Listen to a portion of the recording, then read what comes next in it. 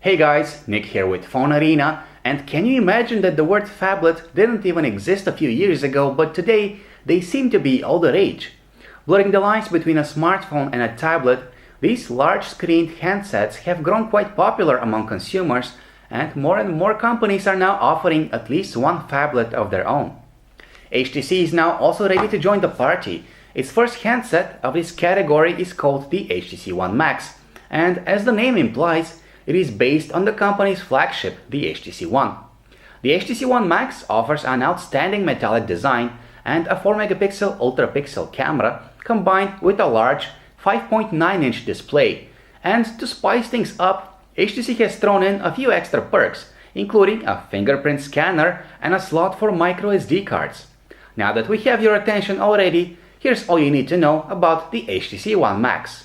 Clearly, the HTC One Max is not a phone for everyone. It is for those who like the idea of having a screen as large as possible on their smartphone. On the HTC One Max, we have a 5.9-inch touchscreen occupying most of its front side. As a result, the One Max looks and feels a lot more like a small-sized tablet rather than a smartphone. That makes it highly suitable for web browsing, watching videos, or playing games. On the downside, the HTC One Max is simply humongous. It's not only impossible to operate single-handedly, but also difficult to carry around or fit even in a large pocket. As for its appearance, the HTC One Max is more or less a supersized clone of the HTC One. With its premium design, it looks outstanding both on its own and when compared to its rivals. The One Max sports a stylish outer shell made of aluminum and a plastic trim around the side, providing a sufficient amount of grip. One thing we have to highlight is that the HTC One Max has a microSD card slot, unlike the HTC One. The microSD card slot is located underneath the back cover, which is now removable, providing access to the micro SIM card as well. The battery, however, cannot be accessed by the user. You might have also noticed that 3 terminals are found on the smartphone's back, near the bottom. These are used for connecting the smartphone to the power flip case, which is an official HTC accessory with a built-in rechargeable battery. But without a doubt, the most unusual perk you get with the HTC One Max is the fingerprint scanner below the camera. On the top edge of the device we find a 3.5mm headphone jack and an infrared blaster used for controlling TVs and home entertainment systems, among other gadgets. That little latch on the phone's left side is used to release the back cover open. HTC's Boom Sound front-facing speakers are present as well, producing high-quality stereo sound that no competitor can match. We're glad to see that HTC has done the right thing by placing the power button on the side of the One Max, where it is easy to reach. On the other hand, the volume keys are located a bit further from the user's fingers, which makes them a bit trickier to operate. Below the display we find just 2 capacitive keys, used for the back and home functions. Now a few words about that built-in fingerprint scanner on the HTC One Max. It is one of its standout features, meant to be used instead of a lock screen pin or pattern. Optionally, using a specific finger can be set to launch a specific app, and up to 3 of these finger app combos can be assigned. Now, these are both clever ideas, yet sadly they haven't been executed in the best possible way. First of all, the placement of the sensor is awkward. Since we don't see it when we try to use it, we often find ourselves swiping the camera lens instead of the scanner. And speaking of swiping, that's how fingerprints are being read by the device, which is unfortunate because this gesture is tricky to perform on a smartphone of this size. On top of that, the sensor cannot be used for things like authorizing Play Store purchases since the software does not allow that. As for the option to have apps launched depending on which finger is scanned, this feature is pretty much pointless since it works only on the lock screen, and using a lock screen shortcut is both faster and more convenient. So all in all, the fingerprint scanner on the HTC One Max is nothing but a gimmick that we don't see ourselves using on a daily basis. A 5.9-inch Super LCD 3 touchscreen shines on the front of the HTC One Max, and it looks brilliant. It has a resolution of 1080 by 1920 pixels, which is as high as smartphones go nowadays. This gives us a figure of 373 ppi, which is not the highest we've ever seen, but still more than sufficient for any task imaginable, with tons of fine details in graphics and text. Its viewing angles are also excellent. Even when it's looked at from the side, everything displayed on the screen is clearly legible. Color accuracy, however, is slightly off. Whites displayed on the screen appear yellowish regardless of how high the brightness has been set. Color saturation is within neutral levels, but still somewhat lacking. The color temperature and contrast ratios, on the other hand, are of excellent values. With its peak brightness of 480 nits, the HTC One Max can be used outdoors without much effort. Its low reflectance helps as well, since only a fraction of the sun's light bounces back from its surface. With the One Max, HTC is introducing an enhanced version of its Sense user interface called Sense 5.5. In this case, it is built on top of Android 4.3 Jelly Bean. Visually, not a whole lot has been changed from the previous Sense release. The user interface elements and graphics are minimalist, creating together a simple, intuitive and elegant overlay. Most of the native applications and widgets follow the same design principles, which creates consistency throughout the whole interface. And despite the interface modifications, we notice no degradation in the phone's performance. From a functionality perspective, with Sense 5.5 one can easily add multiple widgets to the lock screen. That's something that wasn't executed well in the previous Sense version. There's also a new and potentially useful Do Not Disturb mode, which turns off the sound and disables incoming calls when it's enabled. Naturally, HTC Blink Feed in its newest, most refined form is present in Sense 5.5. For those who aren't familiar with it, Blink Feed is a newsfeed aggregator that occupies an entire home screen, putting together stories from hundreds of online sources, as well as from social networks that the user is logged into. It now works with Google Plus and Instagram as well, and up to 120 stories can be saved for offline use.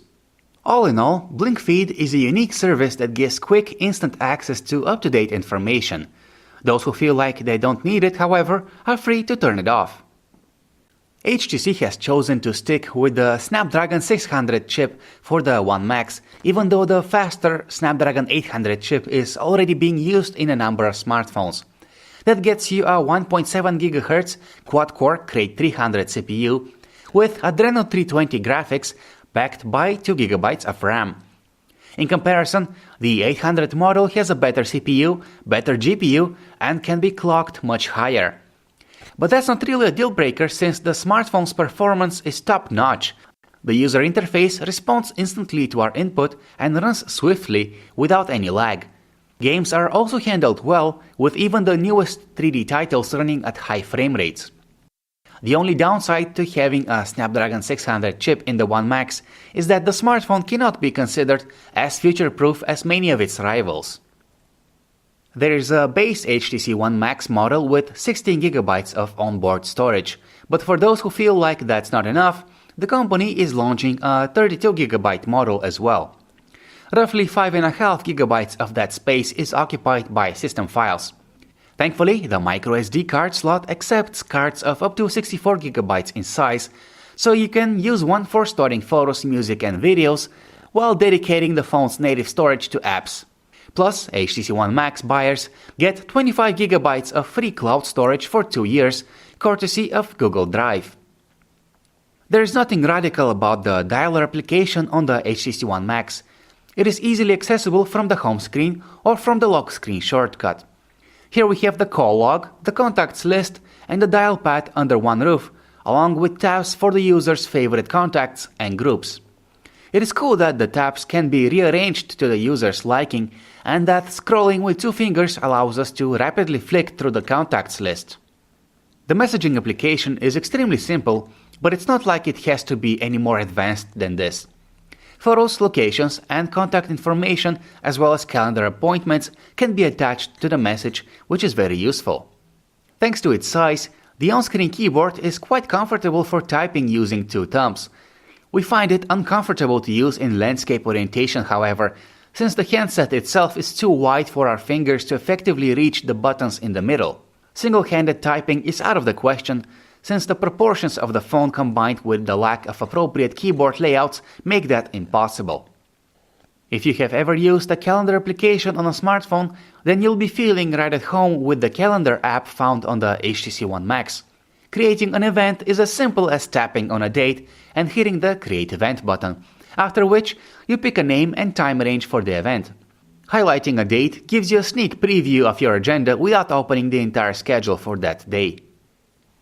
The HTC One Max comes with a car mode interface which provides quick access to features you might need while driving, navigation, voice commands, media playback and the likes. The buttons are huge and easy to press while behind the wheel. With the Kid Mode application loaded by HTC, you can let children play with your One Max without worrying about them messing something up.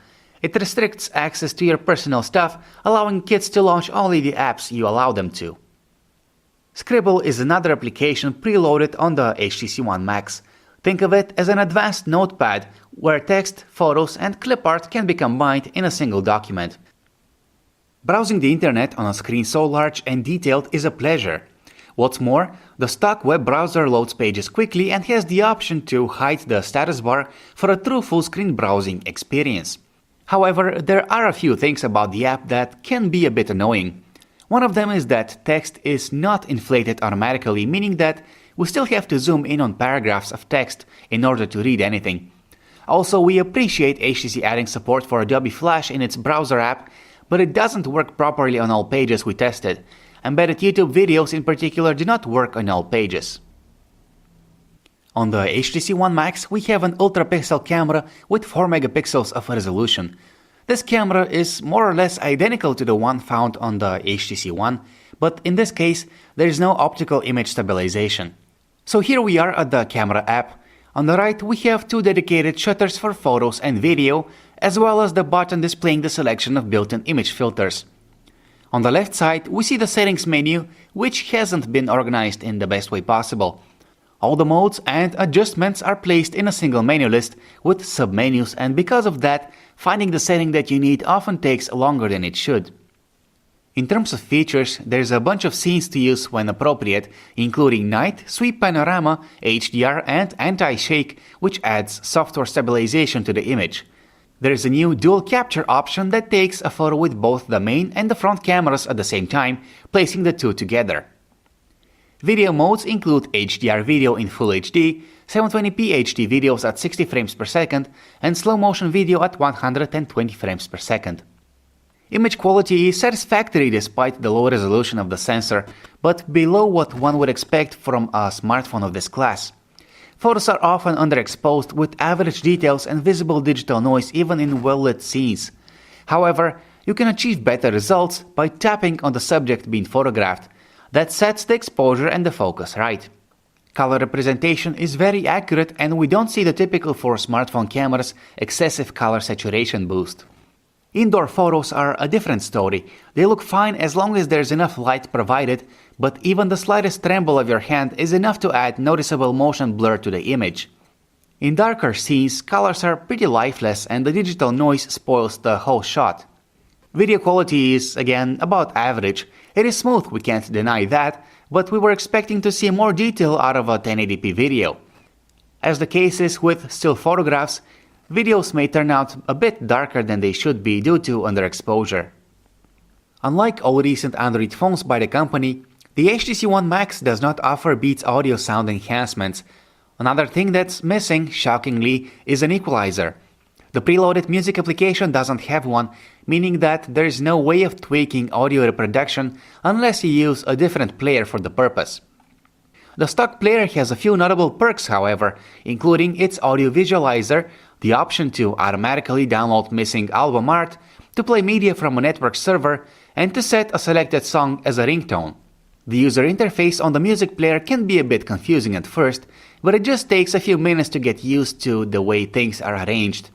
If you're not happy with the layout, and we weren't, feel free to disable or move around tabs to your liking. All in all, the app is not perfect, but it's not bad either. Alternatively, Google's Play Music audio player is also loaded onto the handset. If you often find yourself listening to music straight from your phone's loudspeaker, then you will love the front-facing boom sound stereo speakers on the HTC One Max. The sound they produce is rich, loud, undistorted, and superior in quality to anything you'd hear from a competitor's handset. As for the stereo earphones included with the phone, they sound great as well, as long as the volume is kept at a reasonable level. However, they are designed to be placed inside the user's ear canal. While that reduces the chances of them falling off, some users might find wearing them for prolonged periods of time rather uncomfortable. Also, the tangle-free cable of the earphones should have been a bit longer. Since the HTC One Max is supposed to be an outstanding multimedia device, we find the lack of a dedicated video player simply ridiculous. Instead, movies are played from the gallery. Not all popular files are supported by the app. DivX, for example, is one of the exceptions. Phone calls made with the HTC One Max are loud and clear. Its earpiece has plenty of power output, and we didn't have to set its volume to the maximum in order to enjoy the conversation. On the other side of the line, there's sufficient volume to our voice, allowing the other party to understand us without any problems. One of the benefits of having a large phone is that there's plenty of space for a massive battery to be tucked inside. That's also the case with the HTC One Max. It comes with a 3300 mAh battery, which is rated for 25 hours of continuous talk time on 3G. Standby time is quoted as a bit over 24 days. Our custom battery benchmark required 7 hours and 27 minutes to drain the battery completely out of juice, which is a great result, surpassing rivals like the Galaxy Note 3 by a considerable margin. As the HTC One and the HTC One Mini before it, the HTC One Max is a well-made phone. There's quite a lot to like about it, from the outstanding metallic design and the large, high-resolution display, to the awesome front-facing speakers and the solid battery life. But being an HTC One Max user is not all roses. We're pretty underwhelmed by the performance of its ultra-pixel camera. With its average-looking photos, it cannot be taken seriously when compared to its rivals. Then there's the fingerprint scanner on the phone's back. It is a seemingly cool security feature that only a few other smartphones offer, but in reality, it is more of a gimmick that can be frustrating to use. Having these and many other minor imperfections in mind, we cannot rank the HTC One Max as the ultimate phablet, but nevertheless, it is still one of the best handsets in this category. For those who don't feel like the HTC One Max is the right phablet for them, we have a few alternatives to recommend. One of them is the 5.7-inch Samsung Galaxy Note 3, which is definitely more capable in the hardware department with its Snapdragon 800 chip and 3 GB of RAM. An option that impresses with both its performance and design is the Sony Xperia Z Ultra, which, on top of it all, is waterproof. And in case your budget cannot handle any of these, the 6.3-inch Samsung Galaxy Mega 6.3 is a great handset that offers plenty of bang for its buck. Thanks for watching our HTC One Max review. To learn more about this awesome smartphone, check out our website phonearena.com.